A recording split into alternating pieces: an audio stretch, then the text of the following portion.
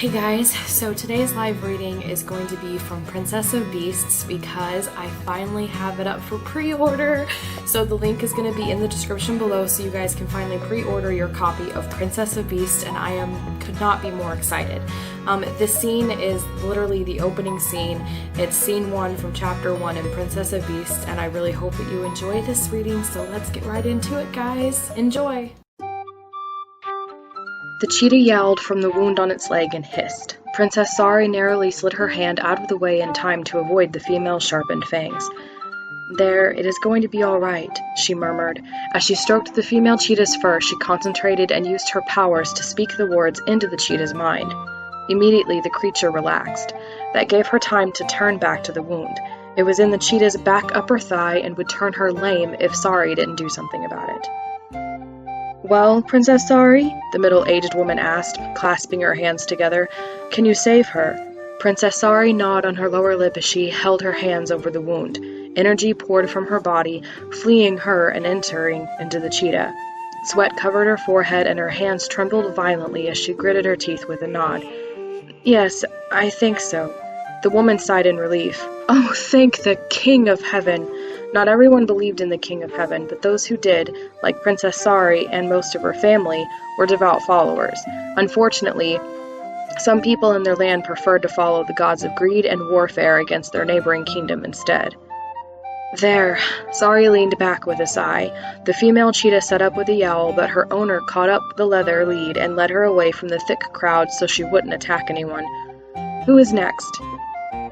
"Me!" A little red-headed girl bounded up to her, holding a tiny fawn in her arms. "I found him sleeping in our barn." "Kelsey, don't go running too far ahead of me now." A man with a wooden stump hobbled behind her and placed a hand on the red-headed girl, Kelsey's, shoulder. Kelsey's cheeks blushed as she glanced up at the man. "Sorry, Papa, I just got excited." "We found this little guy in our barn and couldn't find the mother. Figured a giant bear must have gotten her," he said, lowering the last part of the sentence to a whisper, likely for Kelsey's sake. Sari picked the fawn up and cuddled it against her chest as she connected with him. The vicious slash marks on his chest were indeed from a giant bear. She could see the entire attack replaying in the fawn's mind over and over, and his mother had indeed died. Tears filled her eyes as she murmured to the infant deer in his mind to try to calm him. There, your mother is gone, but you are safe now." The first thing she did was use her energy to help him sleep. The fawn's wounds were too painful, and he was utterly exhausted. "You can help him, right?" Kelsey asked, eyes widened with hope. Sari met Kelsey's eyes. "Yes, I can, but he's going to need extensive care. I am afraid I need to take him home with me so I can keep monitoring his condition. Is that all right?" The man nodded, rubbing the back of his neck.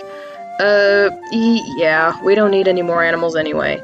Kelsey stomped her foot. But Papa, he's mine. I love him and I want him to stay with us. He'll be best friends with Noor." The man shook his head. "No deer is gonna be friends with a tiger, even a miniature one. Noor is meant to herd our animals and keep deer from eating our crop. There's no way he and this little guy would get along." Kelsey's eyes filled with tears as she turned toward Sari. "Does he really have to stay with you?" Sari nodded, and as she continued releasing her energy into the deer. "If you want him to live, then yes, I am afraid so." "Will you take good care of him?" The tears in Kelsey's eyes finally spilled over as she met Sari's gaze intensely. Sari nodded and smiled at the little girl. "Of course I will. Tending to animals is what I do, remember?" "Oh, right." Kelsey leaned down and gently kissed the fawn on the forehead. She reached out to snatch her father's hand. "Thank you, Princess Sari," she called. "Yes, thank you, Your Highness." The man inclined his head. Standing behind Princess Sari stood her bodyguard, Jekray. He cleared his throat and leaned down so that only she could hear him speak. "You're using up too much energy again. Besides, your stalker's here to see you. We should go." Sari glanced up at the back of the crowd full of people who had brought animals for her to tend to. Sure enough, the scrawny man stared deeply at her from his typical spot, which made Sari's skin crawl. Most everyone loved her and how she did what she could for the animals. Their world was lush and full of wildlife, so even some of their world's predators were tamed and invited into homes.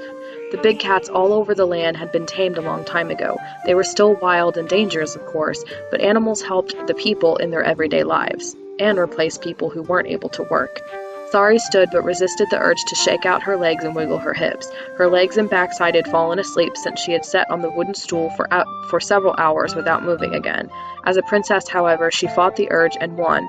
Instead, she stood before the still large crowd, as elegant and graceful as ever. With a pleasant smile, she slid her gaze over the people in line closest to her.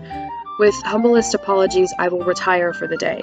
I will be back tomorrow to see the rest of you then.